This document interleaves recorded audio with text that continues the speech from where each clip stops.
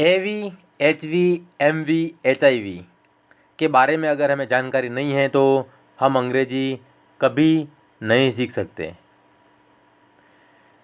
क्योंकि साथियों यह हमारी बेसिक ज़रूरतें हैं।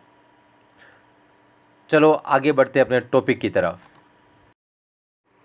वर्ब को हिंदी में क्रिया कहते हैं, जिससे किसी कार्य के होने का बोध होता है। हेल्पिंग वर्ब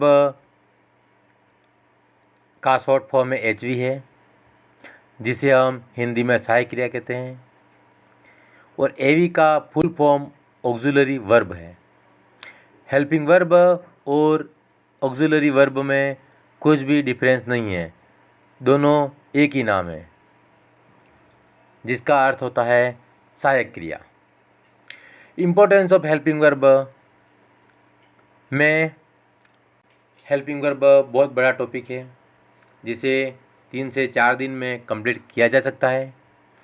लेकिन साथियों मैं आज आपको बेसिक जानकारी दूंगा, जिससे आप स्वयं ही अपनी प्रैक्टिस कर सकते हैं।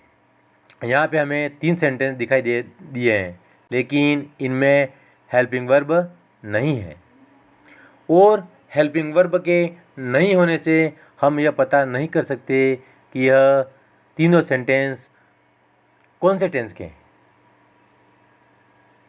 तो साथियों यही मुख्य बात है कि हेल्पिंग वर्ब जो होती है वह हमें टेंस के बारे में पता कराती है कि यह कौन सा टेंस है, जिसे हम निम्न 4 एग्जाम्पल से पता कर सकते हैं।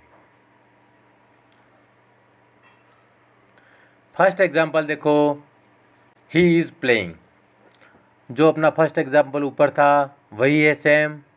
यहाँ इज़ लगा दिया तो यह हो गया प्रेजेंट कंटिन्यूस टेंस। अगर इसी सेंटेंस में हम वर्ज लगा देते हैं तो यह हो गया पास्ट कंटिन्यूस टेंस।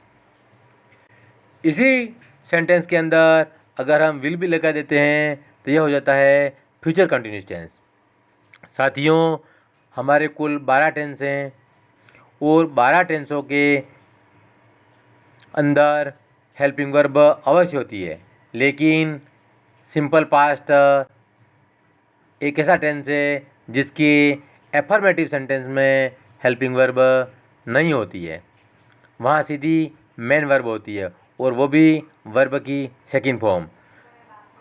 अतः हमें यह अवश्य ध्यान रखना चाहिए। हमारे पास यहाँ 3 टेंस हैं, प्रेजेंट टेंस, पास्ट टेंस और फ्यूचर टेंस। प्रेजेंट टेंस वर्तमान काल, पास्ट टेंस भूतकाल और फ्यूचर टेंस भविष्यकाल। प्रेजेंट टेंस के अंदर इज, एम, आर, डू और डज हेल्पिंग वर्ब होती हैं। पास्ट टेंस के अंदर डिड, वॉज, वर और हैड हेल्पिंग वर्ब होती हैं। फ्यूचर टेंस के अंदर विल और शैल हेल्पिंग वर्ब होती हैं। विल और शैल के साथ हम will be, shall be, will have been, shall have been भी लगा सकते हैं।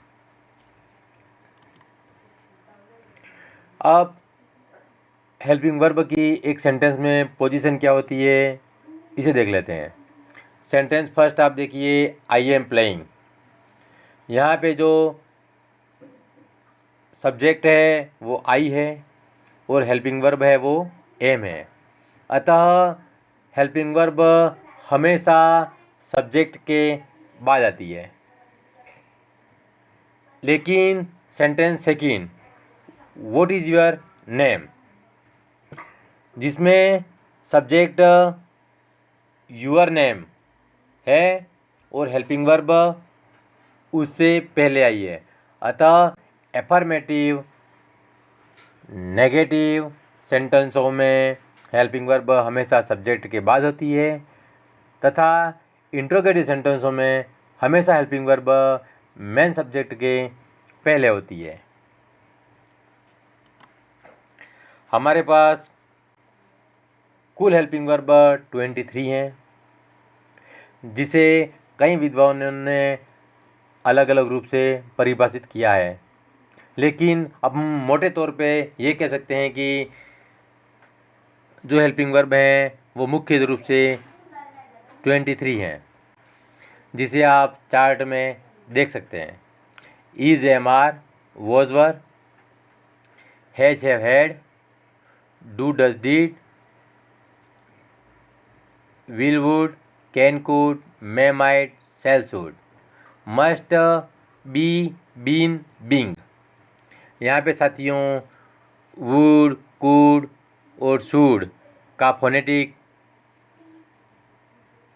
सही नहीं है, क्योंकि अभी मैं आपको जो फोनेटिक्स बताऊंगा तो फिर अपन कंफ्यूज हो जाएंगे। अपन फोनेटिक्स का टॉपिक अलग से लेंगे, जिसे मैं आपको वुड, कुड और शुड का सही रूप बताऊंगा, ताकि हमारा कन्फ्यूज़न दूर हो सके।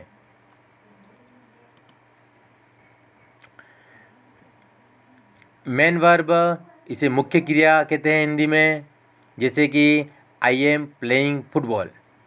यहाँ पे आई सब्जेक्ट है, सब्जेक्ट के बाद हमेशा हेल्पिंग वर्ब आती है। यहाँ पे एम हेल्पिंग वर्ब है। उसके बाद प्लेइंग आया, प्लेइंग क्या है? मेन वर्ब है, जिसे हम एम वी के रूप से दर्शाते हैं। और फुटबॉल क्या हमारा ऑब्जेक्ट है। अर्थात हमारे एक सेंटेंस का क्रम होता है subject, helping verb, main verb और ऑब्जेक्ट।